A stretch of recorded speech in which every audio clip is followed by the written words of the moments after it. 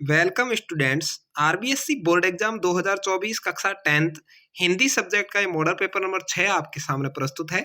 अब तक के 5 मॉडल पेपर में हल करवा चुका हूं।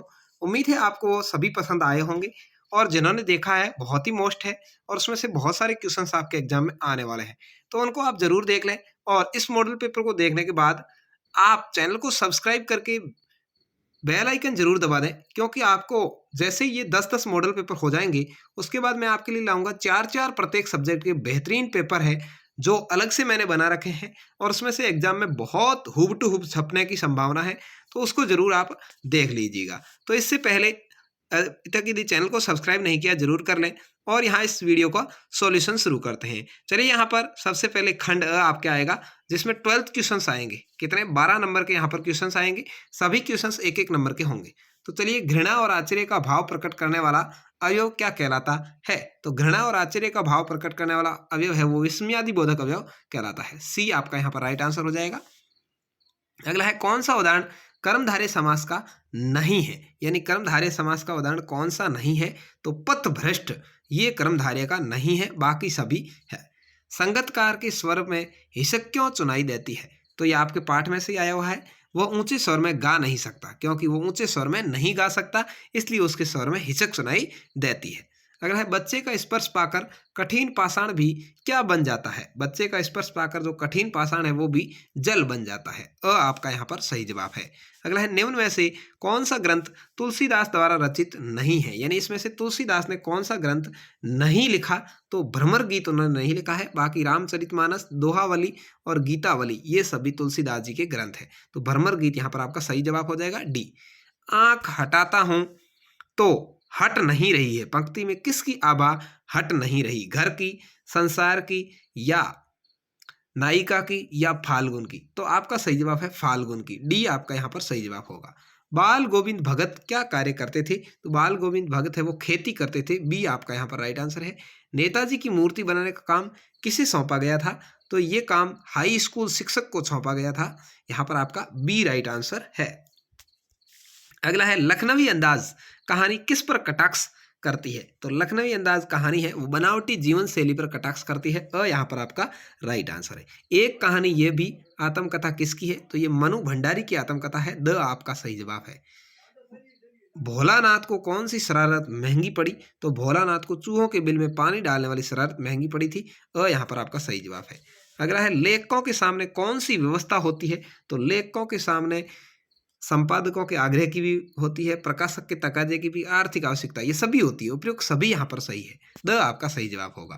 तो इस तरह से आपको एग्जाम हॉल के अंदर जो आपको उत्तर पुस्तिका मिलती है उस उत्तर पुस्तिका के अंदर इस तरह की एक छाननी बना करके ऑब्जेक्टिव टाइप वाले क्वेश्चन है वो आपको करने हैं। उसके बाद में आपका दूसरा क्वेश्चन आएगा, रिक्त स्थानों की पूर्ति करें। ये इसी साल बोर्ड ने शामिल किया, हर 6 क्वेश्चन आपके इसके आएंगे। ये पुस्तक मेरी है वाक्य में क्या है, कौन सा विशेषण है? तो यहाँ पर देखिए ये आया है, तो ये सार्वनामिक विशेषण है। क्या है? सार्वनामिक विशेषण है। इसको सार्वनामिक विशेषण आप कह सकते हैं, या इसको आप संकेतवाचक भी कह सकते हैं। ये पुस्तक मेरी है, उसकी ओर संकेत कर रहा है, तो सार्वनामिक या संकेतवाचक दोनों में से कोई एक आप लिख सकते हैं। अगला है, गाय, आदमी, पुस्तक आदि शब्द किसका कैसी संज्ञा का बोध कराते हैं? तो ये सभी क्या है भाई? गाय, एक गाय तो नहीं है, बहुत सारी गायों के बारे में कहा। आदमी, कोई आदमी फिक्स नहीं है। पुस्तक, गणित की है, हिंदी की है, कौन सी पता नहीं। तो ये जातिवाचक संज्ञा का बोध कराते हैं। किसका भाई? जातिवाचक संज्ञा का बोध करवाते हैं। यहाँ पर आपका जातिवाचक सही हो जाएगा। अगला है, हिंदी क्रियापदों का मूल रूप ही क्या कहलाता है भाई? हिंदी क्रियापदों का मूल रूप ही क्या है?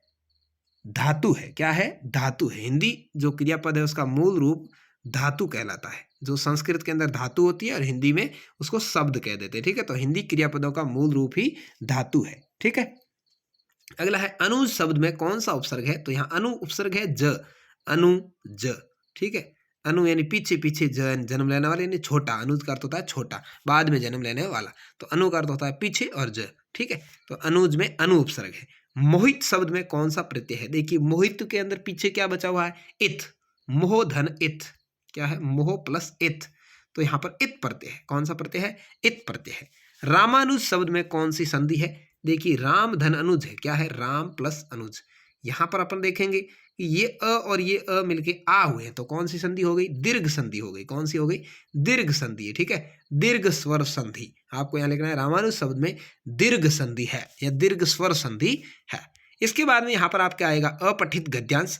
इसको आपको अच्छे से पढ़ना है। श्रद्धा एक सामाजिक भाव है, इसे अपनी श्रद्धा के बदले में हम श्रद्धेय से अपने लिए कोई बात नहीं चाहते। श्रद्धा धारण करते हुए हम अपने कोई समाज में समझते हैं जिनके अंश पर उसने कोई शुभ प्रभाव डाला हो।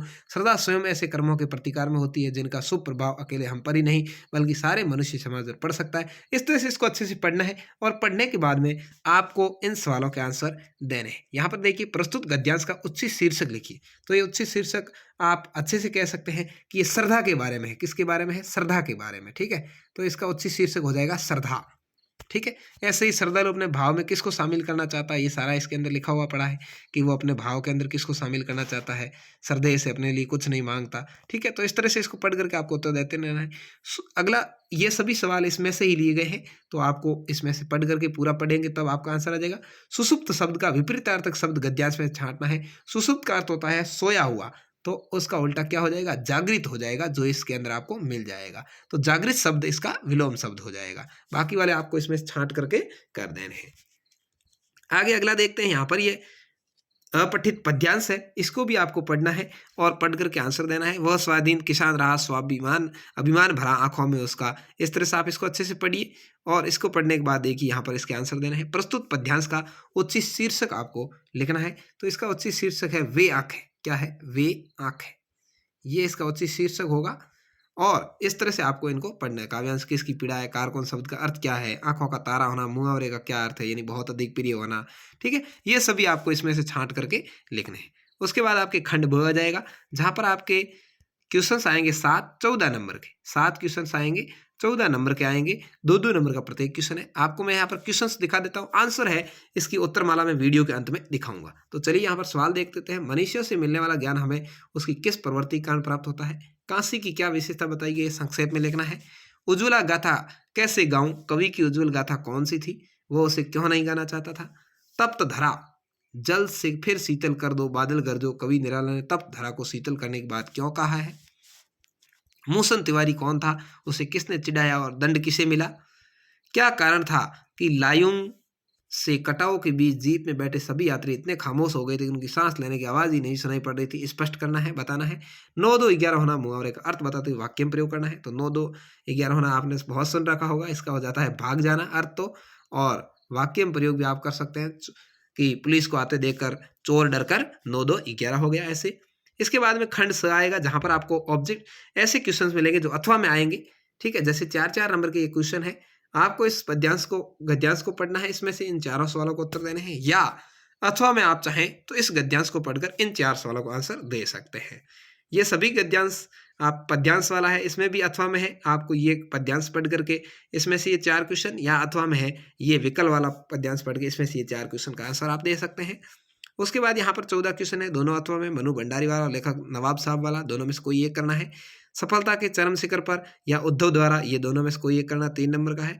खंड द सूर्यकांत त्रिपाठी निराला वाला या यतीन्द्र मिश्र वाला, 4 नंबर का, कोई भी एक करना है। लेखक ने अपने आप को हिरोशिमा के विस्फोट का भोगता या सब और जैसे जनंत बिगड़ी पड़ी थी, दोनों में से कोई एक करना, 4 नंबर का है।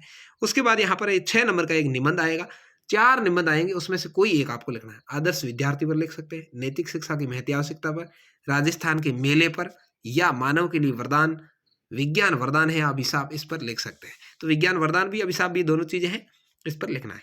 उसके बाद में यहाँ पर आगे बढ़ेंगे तो अगला क्वेश्चन आपका आएगा एक एप्लीकेशन का, 4 नंबर की आपकी आएगी। देखिए, स्वयं को अलसीगढ़ निवासी ऋषि मानकर मित्र मनन को एक पत्र लिखना है जिसमें हाल ही में संपन्न हुई क्रिकेट प्रतियोगिता में आपकी टीम द्वारा ट्रॉफी जीतने का उल्लेख किया गया हो, कि हमने हाल ही में जो आयोजित ट्रॉफी के अंदर इस तरह से ट्रॉफी जीती है वो। या अंग्रेजी विषय के अध्यापक का पद रिक्त होने के कारण अपने प्रधान अध्यापक को कोई अतिरिक्त व्यवस्था करने हेतु प्रार्थना पत्र लिखते हुए कक्षा अध्ययन की वस्तु इससे अवगत कराना है कि हमारी पढ़ाई वो अच्छे से नहीं हो रही है क्योंकि हमारे अंग्रेजी का अध्यापक नहीं है, तो आप कोई व्यवस्था करवाएं, ठीक है। इस तरह से आपको यहाँ पर लिखना है। और उसके बाद में ये क्वेश्चन एक आएगा आपके 4 नंबर का, बहुत ही बढ़िया, विज्ञापन का। ये हिंदी के अंदर अनिवार्य कर दिया गया है एक विज्ञापन।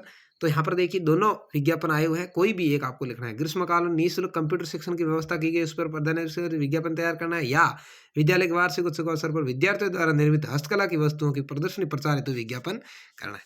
तो इस तरह से 20 क्वेश्चन आपके एग्जाम में आते हैं। उसके बाद मैं आपको यहाँ पर आंसर की दिखा देता हूँ। यदि अभी तक आपने चैनल को सब्सक्राइब नहीं किया तो जरूर कर देना है, क्योंकि आपको वो 4 जो मॉडल पेपर मिलने वाले हैं वो आपके लिए बहुत ज़्यादा महत्वपूर्ण होने वाला है। तो चलिए उत्तरमाला की ओर बढ़ते हैं। ये है मॉडल पेपर नंबर 6 की आंसर की। आप देख रहे हैं यहाँ पर तीसरा क्वेश्चन, श्रद्धालु अपने भाव में संपूर्ण संसार शामिल करना चाहता है। प्रिय पर लोभ वंश प्रेम में अनन्य अधिकार चाहते हैं। समाज के प्रतिनिधि रूप में श्रद्धा प्रकट की जाती है। श्रद्धा कर्मों के प्रतिकार शुभ प्रभाव में उत्पन्न होती है। जागृत, ये इस तरह से उसके आंसर थे। इसी तरह से ये चौथे का आंसर है वे आँखें। इस तरह से आप इनको आराम से पढ़ सकते हैं। मैं ज़्यादा आपका समय बर्बाद नहीं करते हुए इसको जल्दी जल्दी ऊपर बढ़ाऊंगा। आप इसको वीडियो को रोक करके भी इस सवालों को पढ़ सकते हैं। यहाँ पर देखिए क्वेश्चन नंबर 8, 9 और 10 है। और उसके बाद 9, 2, 11 होना, भाग जाना का अर्थ भी यहाँ लिखा हुआ है। इसके बाद खंड स आपके आया है, देखिए हालदार साहब वाला। इस तरह से आप इसको आराम से, ये ऊपर वाले 4 सवाल थे, ये अथवा वाले 4 है। इसके बाद ये क्वेश्चन नंबर 13, इसके 4 सवाल थे और ये अथवा वाले 4 सवाल है। जो भी आपको ठीक लगे वो करना है। उसके बाद यहाँ पर 14 नंबर क्वेश्चन आया है अथवा वाला, और दोनों के आंसर आप देख रहे हैं। ये क्वेश्चन नंबर 15 और इसके अथवा का दोनों का आंसर है। उसके बाद ये क्वेश्चन नंबर 16 है और यहाँ पर ये क्वेश्चन नंबर 16 का और इसका अथवा का है। यहाँ पर क्वेश्चन नंबर 17 और इसका अथवा दोनों ही आपको दिख रहा है। इसके बाद यहाँ पर आदर्श विद्यार्थी पर ये जो लिखा है निबंध, आप इसको आराम से पढ़ सकते हैं। एक आदर्श विद्यार्थी का जीवन कैसा होता है, आदर्श विद्यार्थी का उद्देश्य क्या क्या है, आदर्श विद्यार्थी का समाज में क्या महत्व है, उपसार। उसके बाद में यहाँ पर देखिए ये वो पत्र लिखना था 19वें क्वेश्चन में, वो लिखा हुआ है। 3-3 मैच खेले, सेमीफाइनल में 4 टीमों का चयन हुआ, सारे बातें हैं। या आप जो अंग्रेजी विषय की वैकल्पिक व्यवस्था वाला जो एप्लीकेशन है वो लिखनी है। एप्लीकेशन लिखना आप जरूर सीख लें, ये आपके एग्जाम में 100% आएगी। इस तरह से ये आपके हो गया। उसके बाद में यहाँ पर ये जो प्रधान अध्यापक जी द्वारा निःशुल्क कंप्यूटर प्रशिक्षण वाला था वो, और यहाँ पर ये आपकी तरफ से जो लिखा गया था वार्षिक उत्सव वाला वो। इस तरह से आपकी ये मॉडल पेपर कंप्लीट हुआ। उम्मीद है आपको वीडियो पसंद आएगा। धन्यवाद। जय हिंद।